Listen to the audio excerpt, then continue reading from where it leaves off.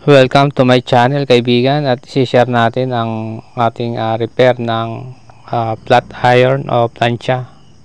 So basic repair lang siya kung tutuusin. Ang complaint sa atin dito ng ating customer ay ayaw siyang uminit dahil nga wala siyang power.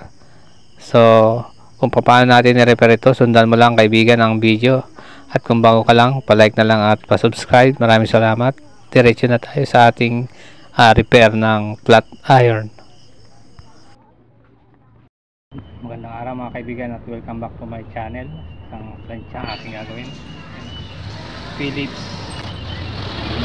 na flat iron. Sa natin mga kaibigan.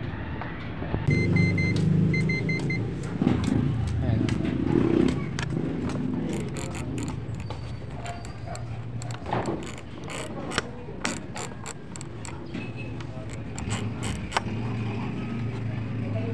So madalas ito yung kanyang switch ito. Ayan. Hindi siya nagko-contact. So minsan naman napuputol yung linya, madalas yan. Or yung pinaka thermal fuse nya. Buksan natin mga kaibigan. Mukhang hindi pa ito nabuksan. Medyo may kalakihan siya mga kaibigan, and medyo mabigat to. Philips Powerlight 2300 watts. So hindi natin alam kung talagang yan yung watts nya. So basta medyo branded siya. Ayan, Philips. Buksan natin.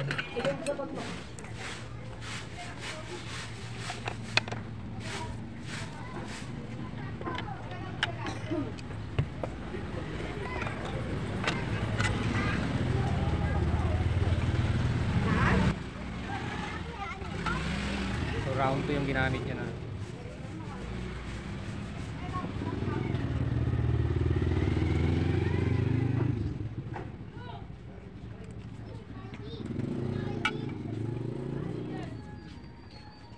So yung contact ng pinaka heater niya ang ating madalas ditong ina-adjust or nililinis. Wala na kasi siyang contact.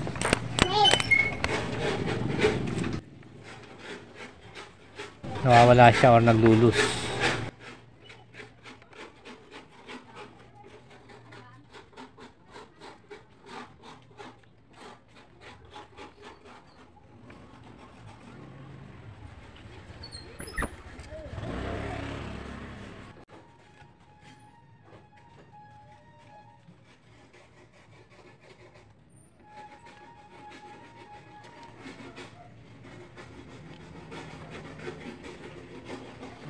May nakatago siya dito ng tornilyo. Ayan. Nakataktan.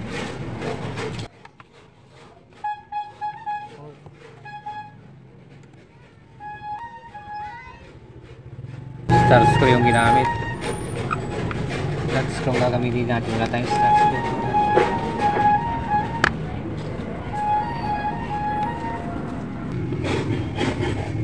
Ito yung ng tubig. Tubig.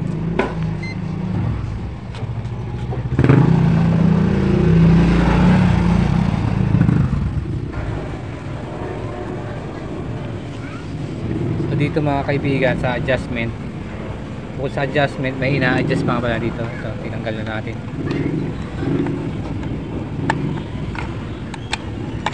May ina-adjust pa dyan.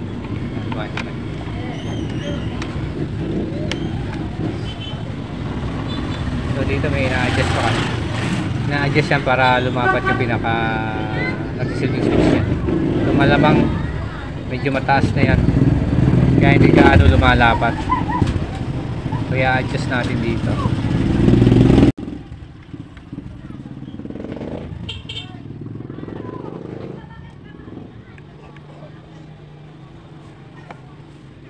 Star screw yung ginamit.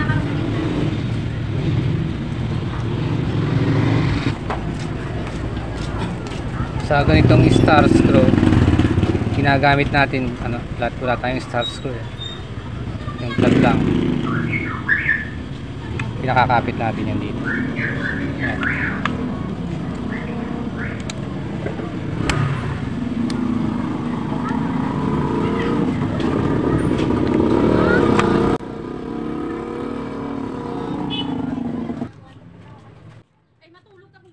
Tatanggalin lang natin. Yung may lock pala to. Ayan. Didiinan lang to. Parang may lock. Ayan. Para matanggal.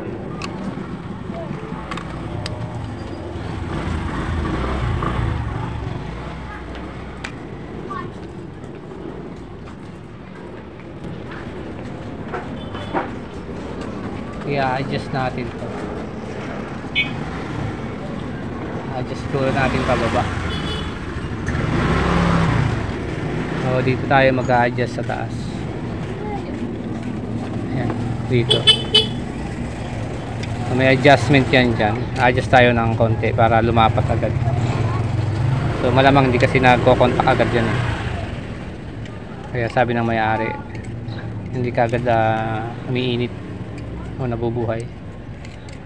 Hindi marumi na siya mga kaibigan.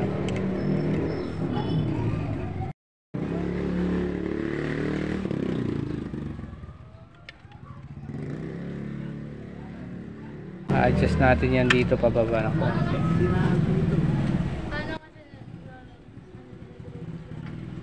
So dito tayo mag-a-adjust sa ibabaw. Yan. So para lumapat siya. Sabi na may-ari kasi hindi kagad siya nabubuhay o hindi umiinit. So malamang hindi kagad nagko-contact yan. Kaya ganyan. Kailangan isagad mo pa yung pinaka-adjustment. Yung pinaka-switch niya.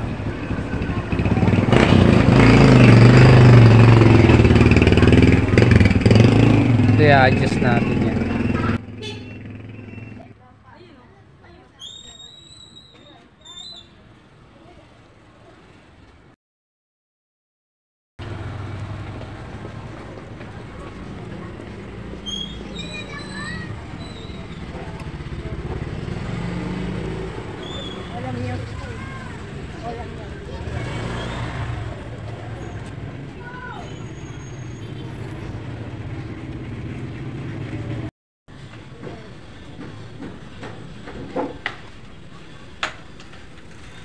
So i-adjust mo lang yung kay pataas. Pwede ka daw po bumisita doon. Pataas. Ayan. Para bumaba yung pinaka switch niya. Switch niya sa ilalim. So yun ang mag-adjust. So kailangan hit lang nasa loob. Kailangan pre. Hoy.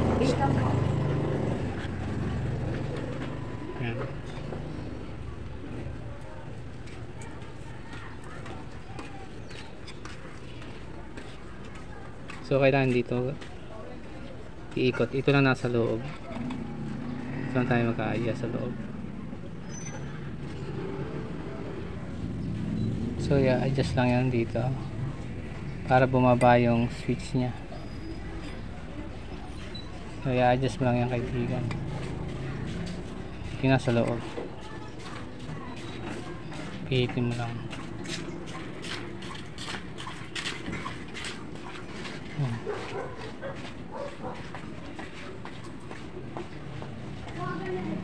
Pihitin mo lang.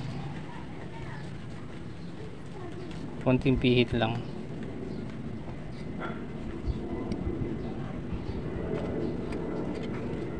Test na natin.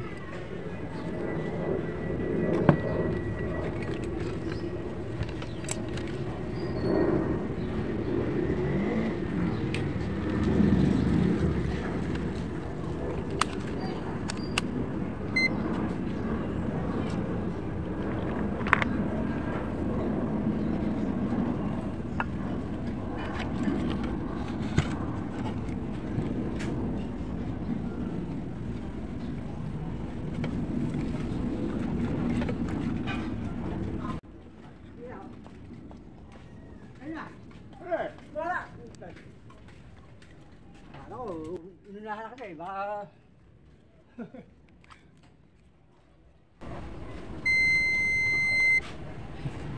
Test natin sa continuity. Ito yung switch. Ayan. Ayan. So dapat may continuity na yan. So isaksak natin. So may adapter kasi siya. Tapos yung pinaka ilaw niya.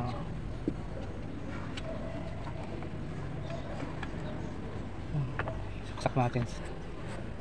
Buhayin natin saglit.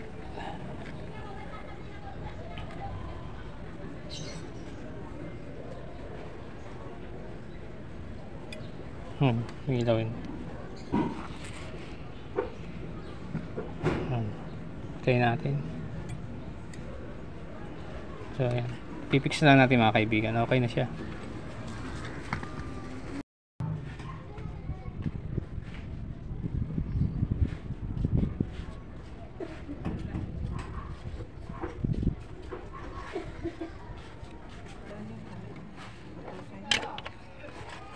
Reklamo lagi.